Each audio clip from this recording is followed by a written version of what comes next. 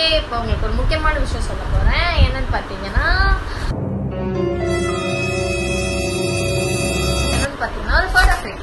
எனக்கு வந்து Rolex craft page அவங்க வந்து எனக்கு வந்து ஒரு ஃபோட்டோ ஃப்ரேம் அமைச்சிருக்காங்க. அது வந்து உள்ள நிறைய இருக்குன்னாங்க. அது வந்து இப்போ நம்ம ஓப்பன் பண்ணி பார்ப்போம். பாருங்க எத்தனை பேக்கேஜ் போட்டுருக்காங்கன்ட்டு.